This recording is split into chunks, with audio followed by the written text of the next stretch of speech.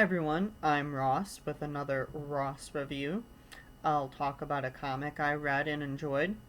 My format goes like this.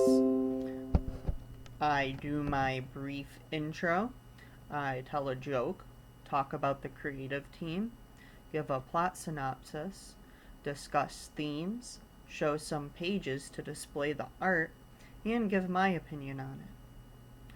So, let's see here.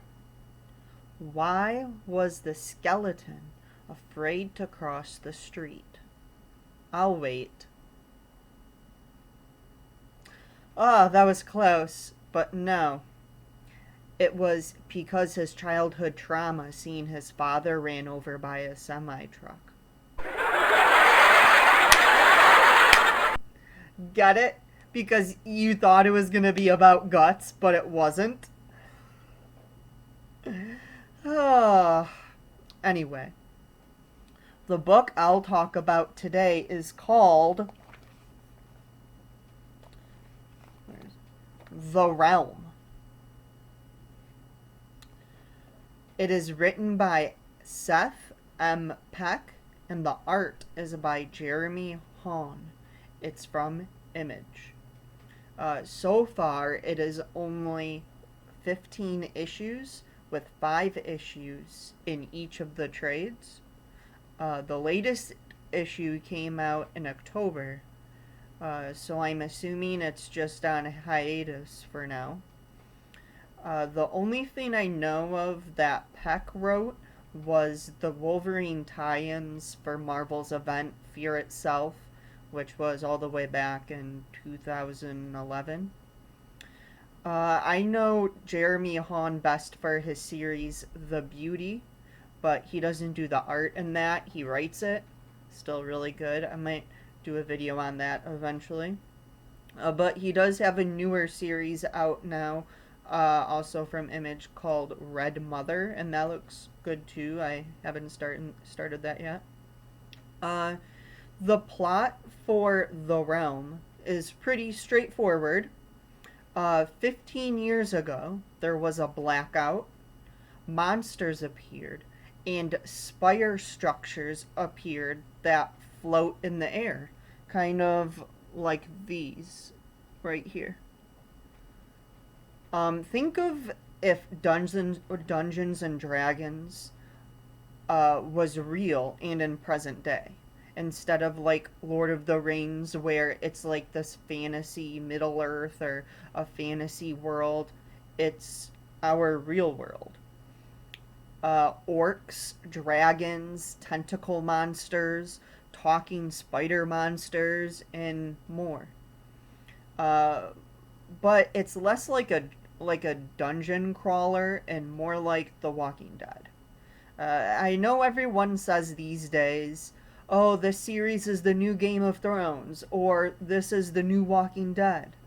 But I only say this because people are fending for themselves, they're building small communities, foraging for food and supplies, and the enemy is humans on top of the creatures as well. And we don't really know the creatures' origins. Um, let's see here. The main character is Will Nolan. Right here, Will Nolan. He does odd jobs, mostly being a bodyguard for people who want to travel. One day, he gets a job to protect a group of people who are traveling to Kansas City. One of the members of the group has an important canister, and it's hinted that it's the key to what caused the whole mess that the world is in.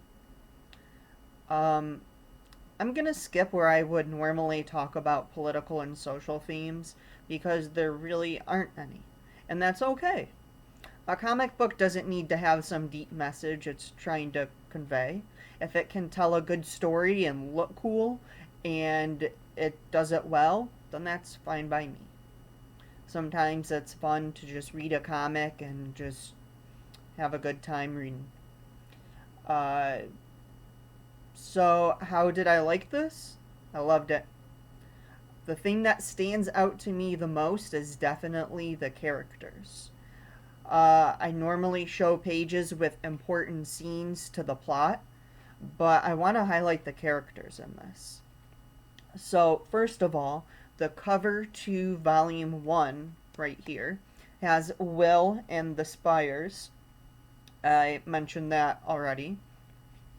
The cover to Volume 2 has Rook and Ben. Rook is very silent and distant. She never takes off her helmet and is a perfect shot with her crossbow. And she normally scouts ahead during missions to make sure the coast is clear and to check out what her and Will are going to do next. She kind of reminds me of the Mandalorian from that new Star Wars show because she never takes off the helmet and it kind of looks like a Mandalorian helmet, maybe just a little bit. And she doesn't really say much, and you get the picture. They meet Ben later on in their journey, kind of towards the end of the first volume. He's just this buff dude with an axe and a shotgun, and it's kind of cool. His shotgun has like a little blade attached to it. On the cover of Volume 3, right here, is Molly. She's a black woman with dreadlocks, and she kind of reminds me of Michonne from The Walking Dead. She carries a bow and arrow, not a crossbow like Rook does, but just like a regular bow and arrow. And yeah, she's pretty cool. I like her. Alright, so let's go through some pages and see what we can see here. Oh, Will's arm looks like this. I wonder why. Maybe that's a mystery you'll find out when you read this. Interesting.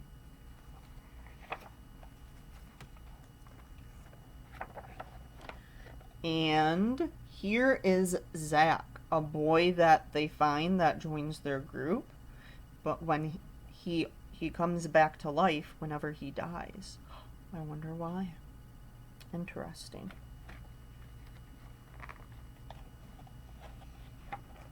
And right here, this is David, a magic user. He does like spells and stuff.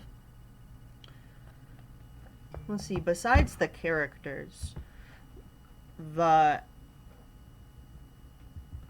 beautifully illustrated action scenes are also the selling point. They are incredibly detailed, and I feel like I'm watching a movie. The last issue, well, at least the last issue so far, has no dialogue, and it's just awesome. You just see Ben with his axe and his shotgun just killing his way through all these baddies. Well, I hope you liked this video and found it informative. Let me know in the comments. When is more of the series coming? Is it just on a short break? Is it announced when new issues are coming? I want to know. I need to know. Have a good day.